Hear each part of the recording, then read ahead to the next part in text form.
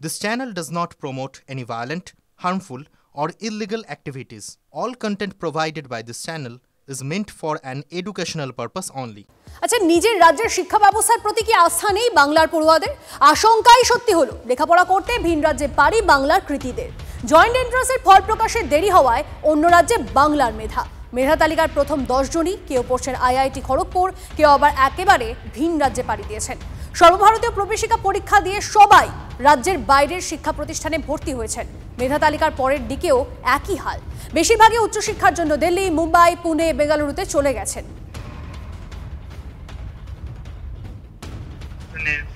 পরীক্ষা দিয়েছিলাম, সেই ফলটা পেয়েছি, কিন্তু হ্যাঁ টার্গেট তো মেইনলি আইআইটি ছিল, তো সেটা ফুলফিল হয়েছে। পার্টিকুলারলি যদি আমার কথা বলি, আমার হয়তো আমি আইআইটি তে কম্পিউটার সায়েন্স পার্সিউ করতাম, কিন্তু হ্যাঁ সবার কথা যদি ভেবে বলি, রেজাল্টের ডিলেটা তো অনেকটা ক্ষতি করেছে অনেকেরই একাডেমিক লাইফে, তো সেটা আগে বেরোনো অবশ্যই উচিত ছিল। জয়েন্টে দ্বিতীয় হয়েছেন কল্যাণীর সাম্যজ্যোতি বিশ্বাস, তিনি ভর্তি হয়েছেন আইআইটি বোম্বেতে। কি বলছেন তার বাবা মা, শুনুন। উৎকণ্ঠা সবাই ছিল, আমরা খুব বেশি উৎকণ্ঠার মধ্যে ছিলাম না, কারণ হচ্ছে ছেলে তো অলরেডি আইআইটি ও পরীক্ষা দিয়ে, যেটা যেই অ্যাডভান্স, সেখানে ও প্রথম চয়েস ওর ছিল যে আইআইটি বোম্বেতে কম্পিউটার সায়েন্স নিয়ে পড়বে, সেই স্বপ্নটা ছিল, সেটা বাস্তবায়িত হয়েছে। এটা যদি যথাসময়ে রেজাল্টটা বেরোতো সেক্ষেত্রে সবারই অনেক ভালো হতো। আর সেই ছেলেগুলো যদি এখনো আসতে চায়, তারা কিন্তু অনেক টাকা দিয়েও ভর্তি হয়েছে সব জায়গায়, আবার তাদের কিন্তু টাকা খরচ করে আবার পড়তে হবে আর কি। ঘটনাটা যেটা হয় যে এইরকম সমস্ত ক্ষেত্রে যদি তারা একবার সিদ্ধান্ত নেয়, একটা কলেজে ভর্তি হয়ে যায়, এবং আমরা জানি যে আজকে আইআইটি, এনআইটি বা প্রাইভেট কলেজ সব জায়গাতেই ভর্তি হওয়ার খরচটা অনেকটা বেশি, তাকে তো একটা টাকা দিয়ে ভর্তি হতে হয়েছে। সুতরাং সেখান থেকে ফেরত আসাটা খুবই যে কোনো পরিবারের পক্ষে কষ্টসাধ্য ব্যাপার। সুতরাং এখানে দাঁড়িয়ে এই ঘটনাটা যে ঘটবে, এটা আমরা অনেক দিন ধরে বলে আসছিলাম। আমরা বারবার বলেছি যে কোনোভাবে জয়েন্ট এন্ট্রান্সের ফলটা অন্তত প্রকাশ করুন, তারপরে কাউন্সেলিং শুরু করবেন।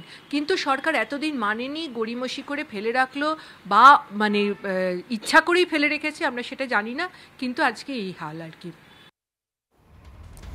মেধাবী পড়ুয়াদের ভিন রাজ্যে চলে যাওয়ার অভিযোগ অস্বীকার শিক্ষামন্ত্রী। যদি এই মুহূর্তে আমি তো আপনাদের তালিকা দিয়েছি কলেজের ক্ষেত্রে অন্তত, যে কতজন ছাত্রছাত্রী বাইরে থেকে আমাদের রাজ্যে এসছে। প্রসঙ্গত জানিয়ে রাখি, গুজরাট বা উত্তরপ্রদেশ নিয়ে বলতে পারবো না, এটা ঠিকই, কিন্তু গুজরাট খোঁজ নিয়ে দেখুন কলেজগুলো এখনও ভর্তি হয়েছে কিনা, ভর্তি প্রক্রিয়া শুরু হয়েছে কিনা, এবং আমাদের রাজ্যে কতজন বাইরে থেকে পড়তে আসছে, আমাদের রাজ্য থেকে বাইরে পড়তে যাচ্ছে, সেটা বরাবরই যায়, এটা যে প্রথম যাচ্ছে তা নয়। ফলে এই অভিযোগ ভিত্তিহীন। নতুন নিম্নচাপে আরো বৃষ্টির পূর্বাভাস, দক্ষিণবঙ্গে ঘূর্ণাবর্ত শক্তি বাড়িয়ে নিম্নচাপে পরিণত। আজ রাজ্যের 10 জেলায় ভারী বৃষ্টির সতর্কতা, কাল রাজ্যের 11 জেলায় ভারী বৃষ্টির আশঙ্কা রয়েছে। মঙ্গলবার পর্যন্ত দক্ষিণবঙ্গে ভারী বৃষ্টির ইঙ্গিত। বহু এলাকা নতুন করে প্লাবিত হওয়ার আশঙ্কা। 33,500 কিউসেক হারে জল ছাড়ছে ডিভিসি। ক্রমশ ঝাড়খণ্ডের দিকে সরবে নিম্নচাপ।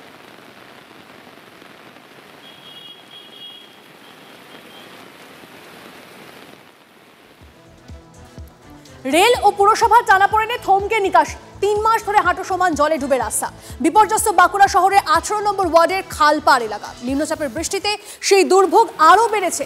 খালপাড়ের বাসিন্দাদের জল যন্ত্রণা যেন নিত্যসঙ্গী। মশাবাহিত বিভিন্ন অসুখ ছড়িয়ে পড়ার আশঙ্কায় কাঁটা হয়ে রয়েছেন স্থানীয় প্রায় 50টি পরিবার।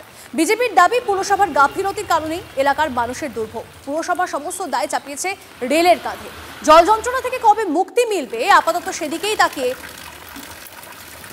সাধারণ এলাকার মানুষজন।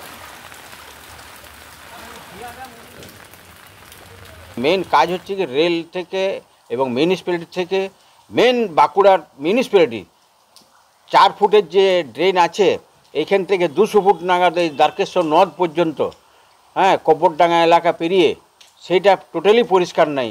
আমরা এই বিষয়ে পৌরসভাকে জানানো হয়েছে, কমিশনারকেও জানানো হয়েছে। ওনারা বলে দেখছি, সম্প্রতি সম্বন্ধে বেড়েছে রেলের এই আমাদের যেটা নতুন একটা কাজ চলছে সাইডিংয়ের জন্য, পারাপাড়ার জন্য ক্রসিংটা বন্ধ হয়ে যাচ্ছে বলে, সেই জন্য সমস্যাটা আরও বেড়ে গেছে।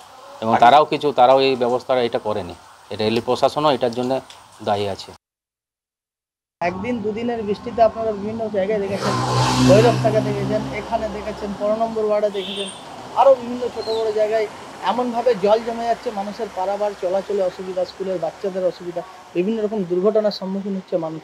নিকাশি ব্যবস্থা এমন তলানিতে গেছে, এই রকম বারবার জানানো সত্ত্বেও পৌরসভা কোনো ব্যবস্থা নেয়নি। এইরকম যদি চলতে থাকে আমরা আগামী দিন আরও বৃহত্তর আন্দোলনে নামবো। রেল যদি ভেঙে থাকে রেলকে করতে হবে, তো সেটা কি পুরসভা করবে? রেল যদি ভেঙে দেয় সেটা রেলকে করতে হবে, পুরসভা কেন করবে? সেটা আমাদের কাছে কোনো অভিযোগ আসেনি এখনো পর্যন্ত। যদি কোনো লিখিত অভিযোগ থাকে, যদি কেউ বলে থাকে, তাকে বলুন আমাদের সাথে যোগাযোগ করতে। আমরা এখান থেকে রেলকে চিঠি করে দেবো যাতে তারা ড্রেনটা করে দেয়। এদিকে জল যন্ত্রণা পিছু ছাড়ছে না ঘাটাল মহকুমার বাসিন্দাদের। ফের বাড়তে শুরু করেছে শিলাবতী ঝুমি নদীর জল। ঘাটালের নিচু এলাকাগুলিতে জল ঢুকতে শুরু করেছে। চন্দ্রকোনায় ভেঙে গিয়েছে কয়েকটি অস্থায়ী কাঠের সাঁকো ও বাঁশের সাঁকো। আর 4বার বন্যা হয়েছে, এটা নিয়ে 5বার হল। মানে জল থাকতে থাকতেই আবার বন্যা চলে এসছে। 1 হাঁটু করে জল থাকে আবার চলে আসে। আর তো কিছুদিন পরেই দুর্গাপূজা। পূজা মনে হচ্ছে আমাদের ভালোভাবে দেখা হবে না, কেন বন্যায় হয়তো আবার ডুবে যাবো। চাইছি তো অনেক কিছুই, যদি একটা পোল থাকে, পোল যাক একটা পোল থাকলেও মানুষগুলো ধরো যোগাযোগ যাতায়াত করতে পারে। এই নিয়ে তো এতটা ঝুঁকি নিয়ে তো আর পারাপার করাটা ঠিক হচ্ছে না। যে জায়গাগুলো মাপ নেওয়া হয় আমরা মাপগুলো দেখছি জলের। যদি জল বাড়ে আগামী কাল পরশু যদি বৃষ্টি আবার হয়, তো সেই ক্ষেত্রে আমাদের সমস্ত প্রিকারেশন নেওয়া আছে। আমাদের গ্রুল কিচেন চলছিল, মেডিকেল ক্যাম্প এখনো চলছে সব জায়গাতে, এবং আমাদের অন্যান্য পরিষেবা এলাকা পরিষ্কার করা সেসব চলছে। কন্ট্রোল রুম এখনো খোলা রয়েছে। যদি আবার বেশি বৃষ্টি হয়, জল বাড়ে, আমরা অবশ্যই আবার পদক্ষেপ নেব।